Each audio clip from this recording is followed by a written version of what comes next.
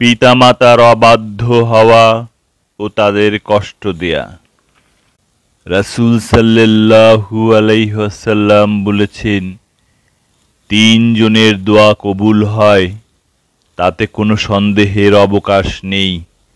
প্রবাসী বা পথিকের দোয়া, উৎপীড়িত ও নির্যাতিত মানুষের দোয়া এবং সন্তানের জন্য পিতামাতার দোয়া। তিরমিজি, আবু দাউদ। রাসূল সাল্লাল্লাহু আলাইহি ওয়াসাল্লাম আরও বলেছেন, খালা মায়ের মর্যাদা সম্পন্ন, অর্থাৎ তাঁর সাথে মায়ের মতোই সদ্ব্যবহার, সম্মানজনক আচরণ ও উপঢৌকনাদি প্রদান করা কর্তব্য।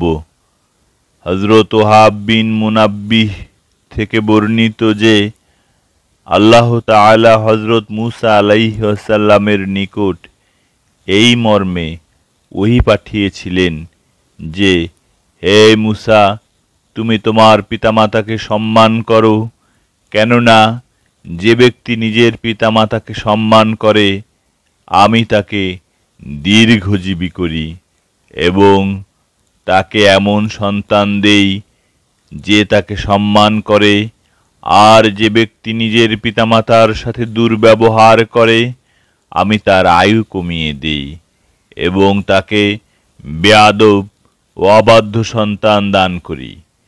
হযরত আবু বকর বিন আবু মরিয়ম রাদিয়াল্লাহু তাআলা আনহু বলেন, আমি তাওরাতে পড়েছি, যে ব্যক্তি তার পিতাকে প্রহার করে তার শাস্তি মৃত্যুদণ্ড। হযরত ওহাব বলেন, আমি তাওরাতে পড়েছি যে যে ব্যক্তি নিজের পিতাকে চপেটাঘাত করে তাকে পাথর নিক্ষেপে হত্যা করতে হবে। হযরত আমর বিন মুররা আল জুহানি রাদিয়াল্লাহু তাআলা আনহু বলেন, এক ব্যক্তি রাসূল সাল্লাল্লাহু আলাইহি ওয়াসাল্লামের নিকটে এসে বলল, হে আল্লাহর রাসূল, আমি যদি 5 ওয়াক্ত নামাজ পড়ি, রমজানে রোজা রাখি, যাকাত দিই এবং হজ করি, তাহলে আমার কি লাভ হবে? তিনি বললেন, এসব কাজ যে ব্যক্তি ঠিকমতো সম্পন্ন করবে সে নবীগণ, সিদ্দিকগণ, শহীদগণ ও সৎকর্মশীল বান্দাদের সঙ্গী হবে। তবে পিতামাতার সাথে দুর্ব্যবহার করলে এই সুযোগ থেকে বঞ্চিত হবে। আহমদ, তাবারানী, ইবনে হাব্বান, ইবনে খুজাইমা। রাসূল সাল্লাল্লাহু আলাইহি ওয়াসাল্লাম আরও বলেছেন, পিতামাতার প্রতি অসদাচরণকারীকে আল্লাহ অভিসম্পাত দিয়েছেন। রাসূল সাল্লাল্লাহু আলাইহি ওয়াসাল্লাম আরও বলেছেন, মিরাজের রাতে আমি কিছু লোককে আগুনের স্তম্ভে ঝুলতে দেখেছি। জিবরিলকে জিজ্ঞাসা করলাম, এরা কারা? তারা জবাব দিলেন, যারা দুনিয়ায় নিজের পিতামাতাকে তিরস্কার করত, এরা তারা।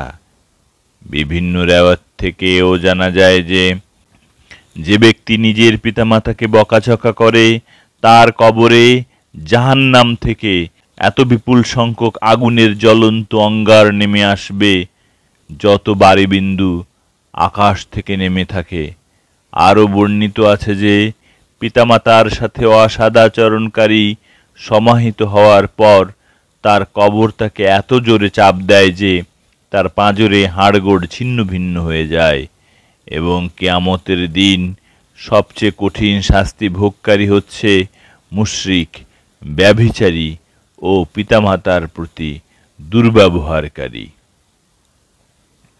হযরত বিশর রাদিয়াল্লাহু তাআলা আনহু থেকে বর্ণিত, মায়ের গলার আওয়াজ শোনা যায় এত নিকটে যে ব্যক্তি অবস্থান করে সে তরবারি নিয়ে আল্লাহর পথে জিহাদকারীর চেয়ে উত্তম।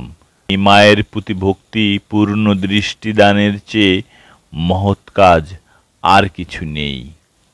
ইমাম আহমদ ও আবু দাউদ বর্ণিত আছে যে জনৈক পুরুষ ও জনৈক মহিলা তাদের সন্তান সম্পর্কে ঝগড়া করতে রাসূল সাল্লাল্লাহু আলাইহি ওয়াসাল্লামের দরবারে হাজির হলো।